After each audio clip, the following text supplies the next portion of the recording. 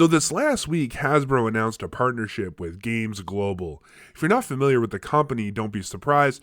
They're a little bit low-key, not as popular as, say, Stake, but still have quite the market share in the online gaming community. They already have brand deals with UFC, WWE, and Playboy, as well as some franchises like Terminator 2 from what I've seen on their website. Now, you might be asking yourself, what in God's name is Hasbro, a toy company designed for kids, partnering up with a gambling website? And you and I both have the same question. What are they doing? Well, let me tell you.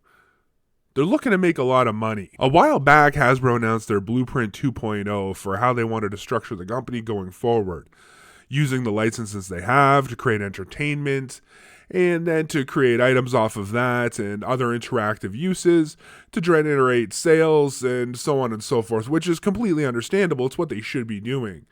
They have IPs that are really well known, like Transformers, Peppa Pig, Nerf, Play-Doh, Magic the Gathering, and of course our beloved Dungeons and Dragons.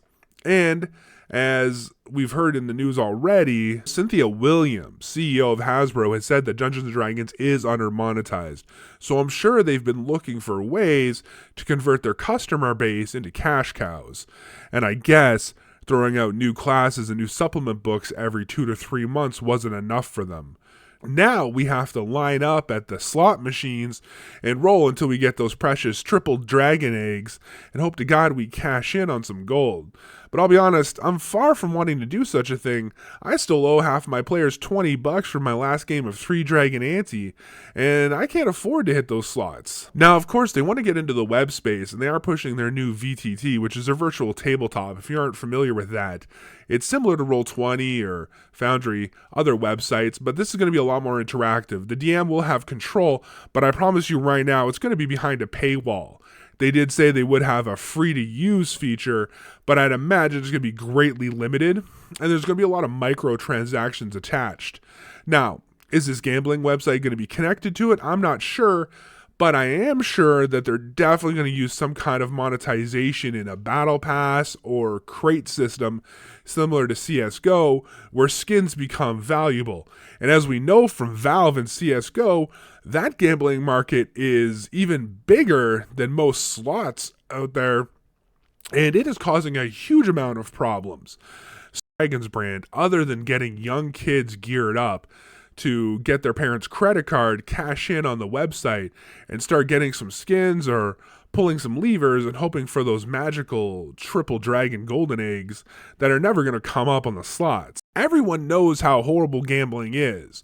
For years, Twitch creators were rallying against it, and there was huge scandals about other streamers borrowing money with no intention on returning it, and they fought to go against the grain. But of course, gambling has deep pockets, and your favorite streamers like XQC or Nick Merckx all signed over to Kick eventually because you can't churn down that many millions of dollars, and I totally understand. I'm sure we're all in a position where if somebody were to offer us $10, $20, $25 million, our morals would be greatly compromised, and we'd probably start pulling on that golden handle hoping for the slots to hit 777. Now, what Hasbro plans on doing with it, we're not sure yet. It might be something small, like just a licensing like they did with the pinball machine, and they just allow it to show up in a couple bars or restaurants or casinos, and then you just have a Dungeons & Dragons themed gambling slot machine for adults. But the truth is, the online market is really where the danger is. It's where the kids get attached, and then all of a sudden you have even bigger problems. And make no mistake, Hasbro is well aware that you want to get them hooked early to get that money long term. It's not a one-time thing, it's over years. I don't know if this is predatory. I'm not sure if they have good intentions or if they think that nobody will notice what they're doing, but we do notice. We can see what you're doing and we don't like it. You know, I find it odd that a company that's leaning left and bordering on the role of being too woke for its own good is now willing to sell itself to gambling. I didn't think the quarterly numbers were so bad that you had to do that to make an extra buck. I understand you might think Dungeons & Dragons is under-monetized, but understand that people have a breaking limit, and if Honor Amongst Thieves tells us anything, they'll let that stuff go for clearance on the shelves. The movie did okay, but not well enough for you to think that we'll just pull out our wallet and put in that credit card just to have a little bit of entertainment. And I hope to God they don't connect any kind of gambling system with their online service. I think the tabletop could be really cool, really interactive, and I'd imagine it's going to be something similar to you paying for an adventure and the maps are preloaded and the monsters are pre-created. It takes a lot of work out for the DM, which is nice, and he can make adjustments as you go and the players just kind of trolley along. I think that would be a fine service and something that's probably well needed. And if you wanted a battle pass or to create skins or other cosmetics without actually giving advantages, I think that's fine. And I think people would be fine with it. When you start to add paywalls where maybe somebody can't play the class to the fullest, that's when you start to have a problem. And I'll be honest, people can find an alternative. It's there. The websites are already out. We don't need you. You want to be a big player in the space because you see how well all the other companies are doing who put in the work at the beginning. You're following it after using your own IP, which, good job, but you're late. You need to catch up. And I don't think selling yourself out to the gambling gods is the way to go. Let me know in the comments how you feel about it.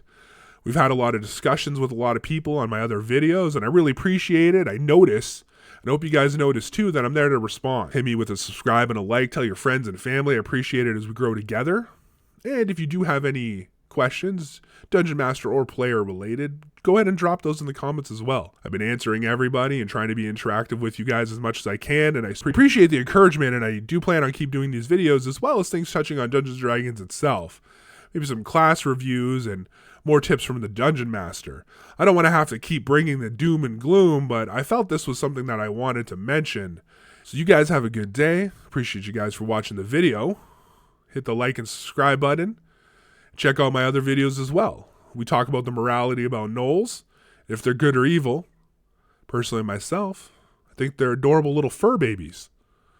Other than that, you guys have a good day. Happy New Year.